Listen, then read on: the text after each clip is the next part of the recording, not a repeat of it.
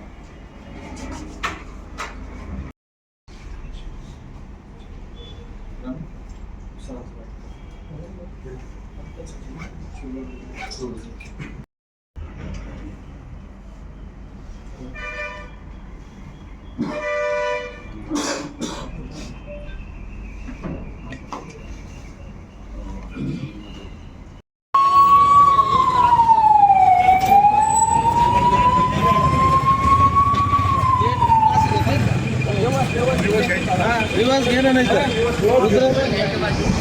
इथपर्यंत घे.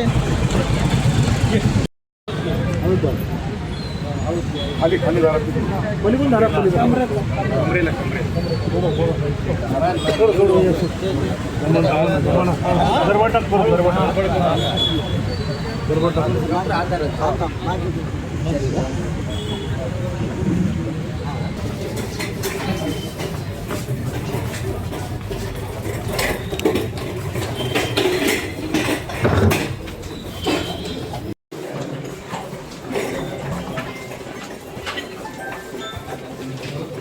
द्या थोडं साईड द्या.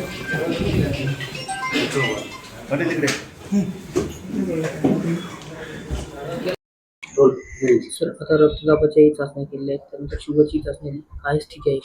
नाही, मनोज जरांगे पाटील दादा 25 तारखेपासून उपोषणाला बसलेले होते. आज 6वा दिवस आहे. त्यामुळे त्यांचं आज ब्लड प्रेशरही 90/60 आहे, शुगर 90 आहे आणि बाकीच्या ब्लड तपासण्या ज्या आहेत आपण त्या पाठवलेल्या आहेत. आता ECG केला आहे, USG आणि इको पण थोड्या वेळात आपण करू. त्यांचा 1-1.5 तासात त्यांचे रिपोर्ट्स येतील. पण एकंदरीत विकनेस खूप प्रमाणात आहे. 2 दिवसापूर्वी त्यांना वॉमिटिंगही झाली होती. आताही ॲब्डोमिनल पेन म्हणतायत, पोट दुखतंय. तर हे सगळं आहे. आता आपण ट्रीटमेंट सुरू केली.